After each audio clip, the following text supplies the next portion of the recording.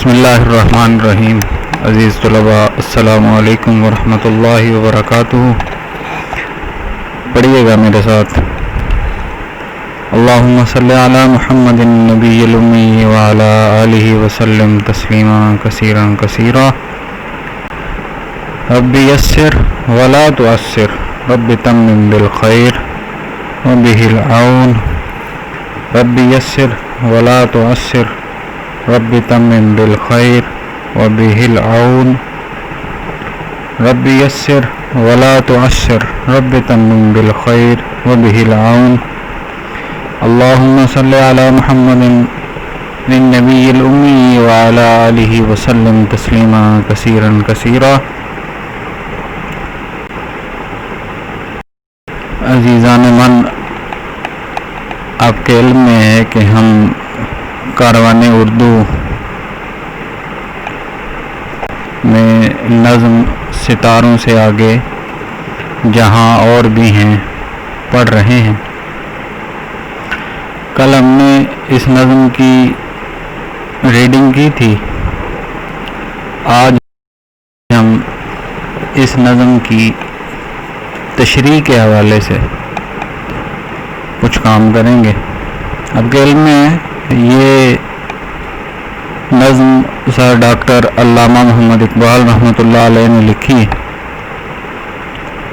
اور اس نظم کے متعلق کل میں نے بات کی تھی اور آپ کو بتایا تھا کہ علامہ صاحب رحمۃ اللہ علیہ نے مسلمان نوجوانوں کو دنیا تسخیر کرنے اور آگے بڑھنے کی جد و جہد کا پیغام دیا تھا۔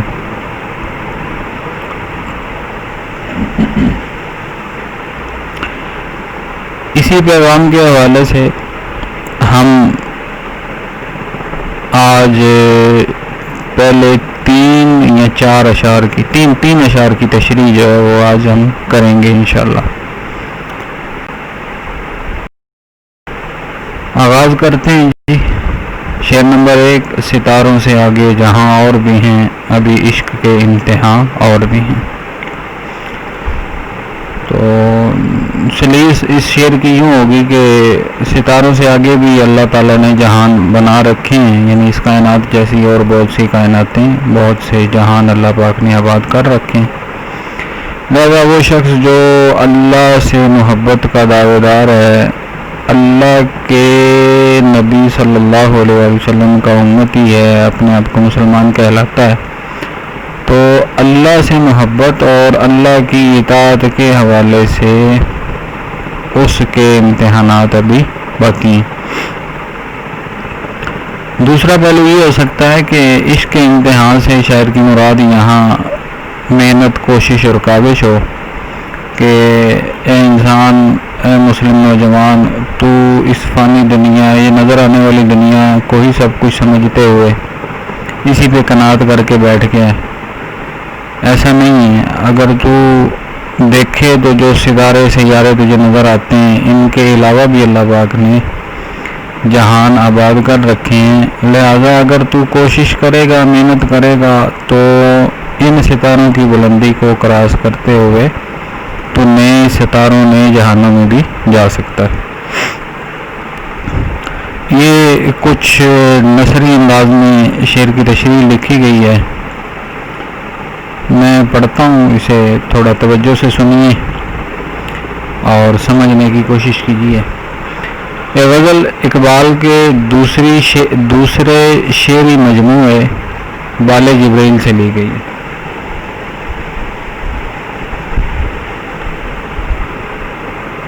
یہ علامہ اقبال رحمۃ اللہ علیہ کا اشعار کا مجموعہ 4 ہیں مشہور، بال جبریل ان میں سے دوسرا ہے۔ ضرب کلیم، بال جبریل، ارمغان حجاز، چوتھی کا نام بھولتا ہوں اس وقت۔ آپ نے کل سیکھا تھا کہ یہ نظم نما غزل ہے، یعنی ایک عنوان، ایک مرکزی مضمون اس غزل کا موجود ہے اگرچہ غزل کی اپنی خاصیت یہ ہوتی ہے کہ اس کا کوئی مرکزی مضمون نہیں ہوتا. تو غزل کی جو خصوصیات ہوتی ہیں اس میں آپ جانتے ہیں کہ ردیف، قافیہ، بحر، یہ چیزیں لازمی ہوتی ہیں. ردیف آپ جانتے ہیں کہ جو مطلع ہوتا ہے ان دونوں میں ریپیٹ ہوتی ہے، اور اس کے علاوہ ہر شعر کا جو دوسرا مصرع ہوتا ہے اس کے اندر بھی وہ ردیف جو ہے وہ بار بار ریپیٹ ہوتی ہے. اور قافیہ آپ جانتے ہیں کہ ہم آواز الفاظ کو قافیہ کہا جاتا ہے. تو اس غزل کی ردیف جو ہے وہ اور بھی ہیں. غزل کی ردیف اور بھی ہیں، خاص طور سے اہم ہے.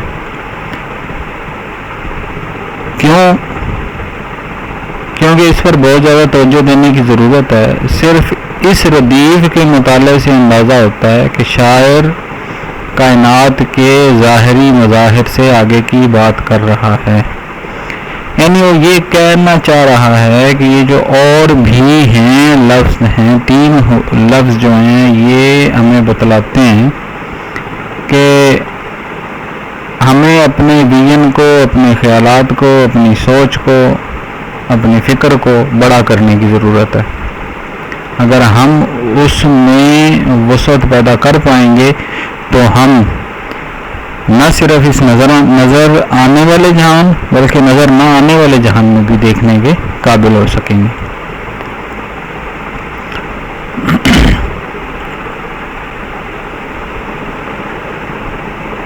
آگے یہ لکھتا ہے، یہ مثلاً پہلے شعر میں ستاروں کا ذکر کیا گیا اور یہ کہا گیا ہے کہ ستاروں سے آگے بھی بہت سی دنیایں ہیں. آپ نے پڑھا ستاروں سے آگے جہاں اور بھی ہیں. سوال یہ ہے کہ یہاں ستاروں ہی کا انتخاب کیوں کیا گیا؟ ستاروں کی اصل میں یہاں جو بات اب بیان کی جا رہی ہے وہ یہ ہے کہ ستاروں کی ایک خصوصیت بلندی ہے. اسی کی طرف شاعر اشارہ کرتے ہوئے کہتا ہے کہ ستارے اس فضا میں بہت بلندی پر واقع ہیں. ستارے اس فضا میں بہت بلندی پر واقع ہیں. سیارے قریب ہیں، ستارے دور ہیں. یہ جو سائنس کے طلباء ہیں وہ بآسانی اس بات کو سمجھتے ہوں گے. اور اس بلندی کو طے کرنا محال نظر آتا ہے، مشکل نظر آتا ہے. یہ بلندی، جس بلندی پر ستارے موجود ہیں، اس بلندی کو طے کر کے ستاروں پر اترنا ناممکن نظر آتا ہے، مشکل نظر آتا ہے. اب دیکھیے، ایک چیز جس تک پہنچنا ہی ممکن نہیں ہے، شاعر اس سے آگے کی سوچ رہا ہے. تو وہ ایک جملہ کسی دوست کی عنایت ہے، وہ کہا کرتے تھے کہ شاعر بس خوابوں کی دنیا میں رہتے ہیں.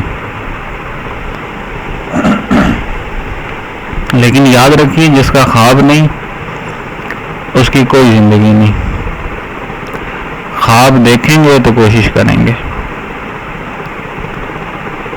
تو شاعر کا خواب یہ ہے کہ شاعر کا خیال یہ ہے کہ جو ستارے ہم سے بہت دوری پر موجود ہیں، ان کے اور اوپر بھی بہت سی دنیایں آباد ہیں. میں آپ کو کل بتایا تھا کہ حدیث کے اندر آتا ہے کہ اس کائنات جیسے اللہ پاک نے 18,000 جہان جو ہے وہ بنا رکھے ہیں، اور ایک روایت کے مطابق 70,000 جہان بھی آباد ہیں. شاعر کا اسی کی طرف اشارہ ہے. شاعر یہ کہتا ہے کہ بس ان دنیاؤں تک پہنچنا شرط ہے، یعنی تمہارا ارادہ کرنا شرط ہے، پہنچانا یہ اللہ کا کام ہے. اور ہر نئی دنیا ہماری لگن، ہمارے شوق، ہمارے دھن کے پکے ہونے کا امتحان لیتی ہے. دیکھیے، انسان کی طبیعت کے اندر اللہ پاک نے ایک چیز رکھی ہے کہ وہ ایک چیز حاصل کر لینے کے بعد رکتا نہیں، مزید کی دوڑ میں شامل ہو جاتا ہے. تو ایسا ہی آپ کے سامنے ہے کہ سائنسدان جو ہیں وہ پہلے چاند تک پہنچے، اب مریخ پر جانے کی تیاری کر رہے ہیں. تو مریخ پہ جا کے کیا رک جائیں گے؟ نہیں، آگے کا سفر کریں گے. تو یہ فطرت ہے انسان کی. اب اس فطرت کو یعنی مقصد کو پانے کے لیے جو لگن ہمارے اندر پائی جاتی ہے، اقبال اسی لگن کو عشق کا نام دیتے ہوئے کہتے ہیں کہ اس لگن کے ابھی بہت سے امتحان باقی ہیں۔ یہ بظاہر تمہیں امتحانات نظر آ رہے ہیں، جو مشکل تکلیف پریشانی مصیبت پیش آتی ہے، اسے امتحان نہ سمجھو، بلکہ تمہارا امتحان ان چیزوں سے پرے، ان چیزوں سے دور، ان چیزوں سے الگ ہوگا۔ یعنی مسلمان ہونے کے ناطے ہمارے لیے نہ صرف اس دنیا کو تسخیر کرنا لازم ہے، بلکہ اس کے پار جو دنیا ہے اس کو بھی تسخیر کرنا ہم پر لازم ہے۔ آگے وہ بات پہلے میں آپ سے کر چکا ہوں، وہی ریپیٹ ہو رہی ہے۔ ہر نیا تارہ یا سیارہ جو سائنسدان دریافت کرتے ہیں کسی اور نئے تارے اور سیارے کی طرف اشارہ کرتا ہے، اور یہ سلسلہ چلتا رہتا ہے، چلتا رہتا ہے، چلتا رہتا ہے۔ آپ کو بتایا کہ یہ انسانی صفت ہے کہ انسان ایک چیز کے حاصل کرنے کے بعد رکتا نہیں ہے۔ اللہ پاک نے اس کی طبیعت کے اندر، مزاج کے اندر یہ چیز رکھ دی ہے کہ وہ ایک چیز کو حاصل کرنے کے بعد دوسری چیز کی خواہش کرے گا، اور دوسری ملنے کے بعد تیسری، تیسری کے بعد چوتھی، اعلیٰ حاصل کے حاصل۔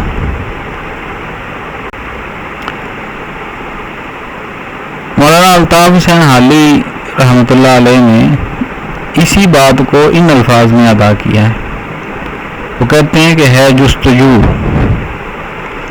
ہے خواہش کہ خوب سے خوب تر کہاں، کہ خوب سے بھی خوب یعنی اچھے سے بھی اچھا، جو اچھا ہمیں میسر ہے اس سے بھی اچھا، یعنی جو سب سے اچھا ہے وہ کہاں ہے جستجو کے خوب سے ہے خوب تر کہاں، اب دیکھیے ٹھہرتی ہے جا کر نظر کہاں۔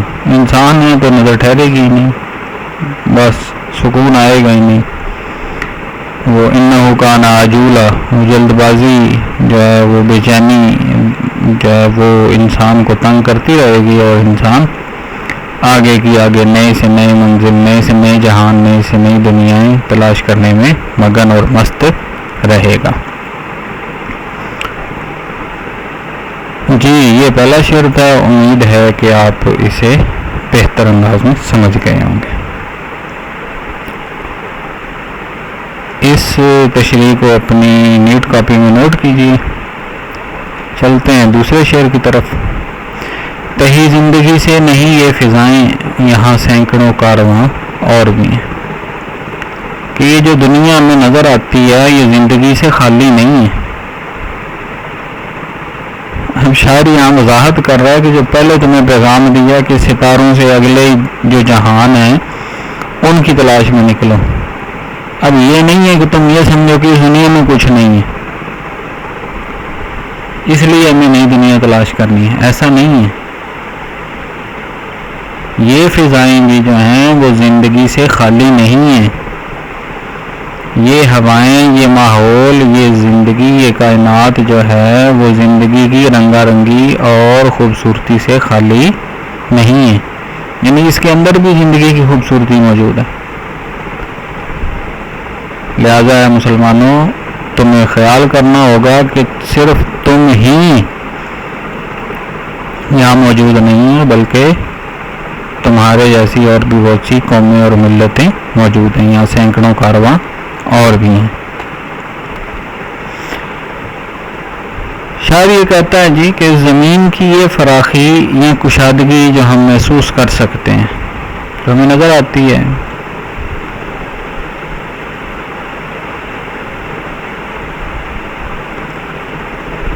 یہ سب کی سب زندگی کی رونقوں سے، زندگی کی حرکتوں اور برکتوں سے خالی نہیں۔ یعنی اللہ پاک نے اس زمین پر جو دنیا آباد کی ہے، اس دنیا کے جتنی بھی موجودات ہیں، انسان ہوں، حیوانات ہوں، چرند ہوں، پرندے ہوں، درندے ہوں، وکسا لہٰذا، تو وہ سب کے سب جو ہیں اس کائنات میں زندگی کے حسن میں اضافے کا باعث ہیں، اور ان کی موجودگی کی وجہ سے یہ فضائیں جو ہیں وہ زندگی کی رونق سے بھرپور نظر آتی ہیں. یعنی زندگی کی حرکتوں اور برکتوں سے یہ فضا، یہ ہوا، یہ ماحول خالی نہیں ہے، یہ کائنات خالی نہیں ہے. کیونکہ کسی نے کیا خوب کہا تھا کہ ہر دم رواں ہے یم زندگی، کہ جو زندگی کا قافلہ ہے یہ چلتا رہے گا، رکے گا نہیں.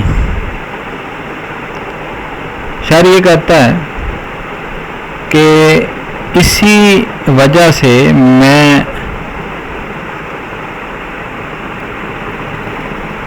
جیسے دیکھیں نا، ایک بڑا دریا ہے نا،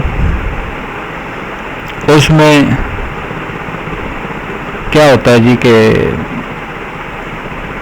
ایک علاقے کو پانی کی ضرورت ہے تو ایک نہر نکال لی جاتی ہے.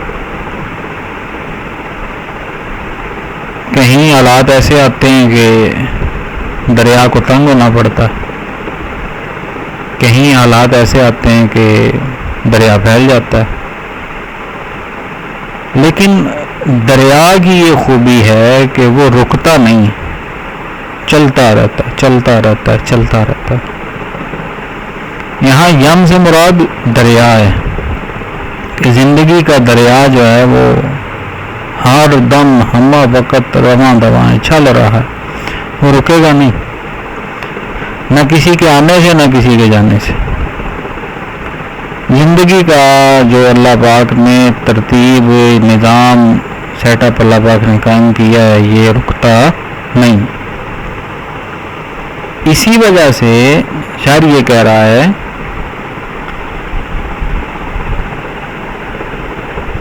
اس کائنات کے اندر ہم مسلمانوں کے علاوہ اور اقوام کے قافلے بھی موجود ہیں. یعنی صرف ہم مسلمان قوم ہی یہاں آباد نہیں ہیں، بلکہ ہمارے سوا اور بھی قومیں اور بھی ملتیں موجود ہیں. یعنی ہماری قوم و ملت کے علاوہ بھی دنیا میں بہت سی قومیں اور بہت سی ملتیں موجود ہیں، اور انہی سب سے زندگی اور کائنات کی رونق باقی ہے. یعنی کائنات کی رونق جو ہے وہ صرف ایک قوم کی وجہ سے نہیں ہے، بلکہ چاہے کوئی ہندو ہو، عیسائی ہو، سکھ ہو، یہودی ہو، نصرانی ہو، نجرانی ہو، بدھ مت کا پیروکار ہو، لامارکزم کا پیروکار ہو، وہ کوئی بھی مذہب رکھتا ہو، وہ کسی بھی ملت سے تعلق رکھتا ہو، اس کائنات کی رونق میں اس کا حصہ موجود ہے. یہاں غالب جو اردو کے بہت بڑے شاعر ہیں، ان کی بات وہ یہ کہتے ہیں جی، یہ لکھنے والا لکھ رہا ہے جی، اسی بات کو غالب نے اپنے خاص انداز میں یوں ادا کیا ہے رنگ لالا و گل و نسرین جدا جدا، ہے رنگ لالا و گل و نسرین جدا جدا، ہر رنگ میں بہار کا،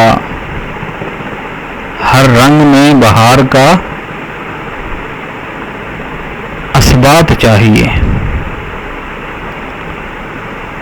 ہر رنگ میں بہار کا اسبات چاہیے.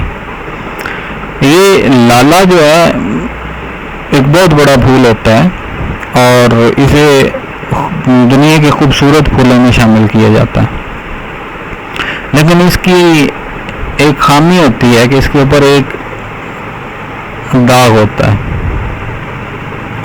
گل یہ لفظ جو ہے عمومی طور پر پھولوں کے لیے، لیکن خاص طور پر گلاب کے پھولوں کے لیے.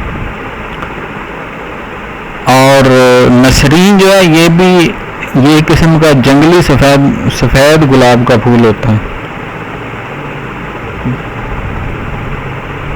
لالے کا رنگ الگ ہے، گلاب کا رنگ آپ جانتے ہیں سرخ ہوتا ہے، نسرین سفید. وہ یہ شاعر یہ کہہ رہا ہے کہ لالے کا، گل کا، نسرین کا اگرچہ رنگ جدا جدا ہے، الگ الگ ہے، لیکن ہر رنگ میں ہمیں بہار کا ثبوت جو ہے وہ ملتا ہوا نظر آتا ہے. ہر رنگ میں بہار جو ہے وہ اپنا جوبن، اپنا اثبات، اپنا ثبوت جو ہے وہ مہیا کرتی ہے. یعنی بہار آئے گی تو پھول کھلیں گے نا، تو ان پھولوں کا کھلنا بہار کے ہونے کی تصدیق ہے. یہ شعر نمبر 3، قناعت نہ کر عالم رنگ و بو پر، چمن اور بھی آشیاں اور بھی. یعنی یہ گزارا کر کے نا بیٹھ جائیے، دنیا کے اندر رنگا رنگی تجھے نظر آتی ہے. تیرے لیے اللہ پاک نے اور باغات اور بھی گھرانے اللہ پاک نے بنا رکھے ہیں. یعنی یہ صرف اس دنیا میں مست ہو کے نہ رہ جاؤ، بلکہ اس دنیا کے بعد آنے والی دنیا کی فکر بھی کرو، اور جو جہان ہمیں نظر آتا ہے اس کے علاوہ جو جہان ہے ان کی فکر، کوشش اور کاوش بھی کرو. جی، قناعت کرنا کہتے ہیں تھوڑی سی چیز پر راضی ہو جانے کو. آپ گزارے پر آمادہ ہوں تھوڑی سی چیز لے کر، تو اسے قناعت کرنا کہیں گے. گزارا کرنا، میں نے معنی بھی آپ کو گزارا کرنا لکھوایا تھا. اقبال کے یہاں یہ لفظ اور دوسری جگہوں پر بھی آیا ہے، لیکن یہ اقبال کے نظام فکر میں، اقبال کی جو سوچ ہے، اقبال کا جو سوچنے کا انداز ہے، فکر کا انداز ہے، اس میں قناعت جو ہے وہ ایک ناپسندیدہ صفت ہے. یعنی اقبال یہ نہیں کہتا کہ آپ گزارا کر کے بس بیٹھ جائیں، آپ کا گزارا چل رہا ہے، بس آپ کہیں جی بس گزارا ہو رہا ہے کافی ہے اتنا. یہ غلط ہے. اقبال یہ کہتا ہے کہ آپ کی زندگی کے اندر ایک قسم کی ورسٹیلٹی ہونی چاہیے، رنگا رنگی ہونی چاہیے، ایڈونچر ہونا چاہیے، اور کسی ایک چیز کو حاصل کرنے کے بعد آپ کو تھک کر یا رک کر بیٹھ نہیں جانا چاہیے، بلکہ نئی چیز، نئے نظام، نئی سوچ، نئی فکر کی تلاش میں نئی کوشش کرنی چاہیے. غزل کے اس تیسرے شعر میں اقبال اپنی اس بنیادی فکر کی طرف اشارہ کرتے ہیں کہ صرف اس ظاہری اور مادی دنیا پر قناعت نہیں کر لینا چاہیے. یعنی جو دنیا میں تمہیں موجود حاصل ہے اس کو اپنے لیے سب کچھ نہ سمجھو اور اسی پر گزارا کر کے نہ بیٹھ جاؤ. کیوں؟ کیونکہ اللہ پاک نے اس کے علاوہ اور اسی کے مساوی اور بہت سی دنیایں آباد کر رکھی ہیں. چونکہ وہ آباد ہیں اور یہ جہان تمہارے لیے تخلیق کیا گیا ہے، لہذا تمہیں بھی ان آبادیوں میں سے، ان جہانوں میں سے اپنا حصہ وصول کرنا چاہیے. ان دنیاؤں میں بھی بہت سے باغ اور بہت سے آشیاں آباد ہیں. تم ذرا سا ہمت تو کر کے دیکھو، اپنی نظر کو کشادہ، اپنے حوصلے کو بلند تو کر کے دیکھو، اپنی طلب کے دائرے کو بڑھا کر تو دیکھو، اللہ تعالیٰ تمہیں کیا کیا کچھ عنایت کر سکتا ہے.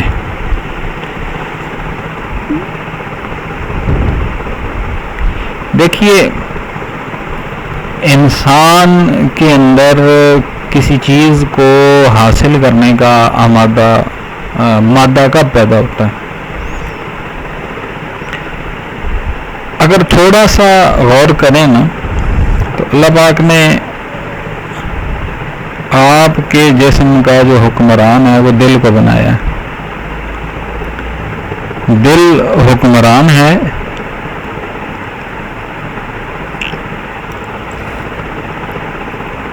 دماغ جو ہے وہ وزیر ہے، باقی سارے کے سارے اعضاء جو ہیں وہ آپ ایسے کہیے کہ ورکر ہیں. دل حکم دیتا ہے، دماغ جو ہے وہ اس حکم کو پورا کرواتا ہے.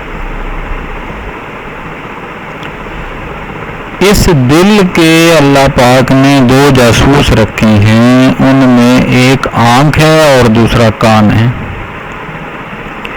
یا تو کسی چیز کے بارے میں سن کر آپ کو اسے حاصل کرنے، اسے پانے، اس کو دیکھنے، اس کے بارے میں جاننے کی خواہش پیدا ہوگی، یا کسی چیز کو دیکھ کر.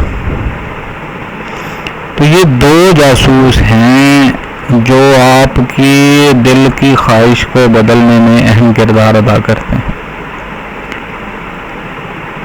جب یہ آپ کے دل کو بدلتے ہیں، دل میں خواہش پیدا ہوتی ہے، تو دل جو ہے وہ دماغ کو حکم دیتا ہے کہ اب مجھے یہ کرنا ہے۔ دماغ اس حکم کو پورا کرنے کے لیے اس دائرے میں جو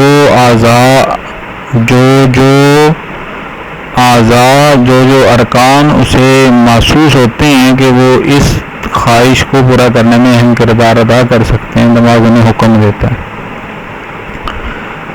اور پھر دل کی جو خواہش ہے وہ پوری ہو جاتی ہے۔ دیکھیے، آپ آنکھوں سے خواب دیکھیں گے نہیں تو دل میں خواہش کہاں سے پیدا ہوگی؟ نئے جہان کے بارے میں سنیں گے نہیں تو دل میں خیال کیسے پیدا ہوگا؟ شاعر یہ کہہ رہا ہے کہ آپ اپنے خیالات کو، اپنے خوابوں کو بڑھاؤ تو تمہاری طلب کا دائرہ بڑھ جائے گا۔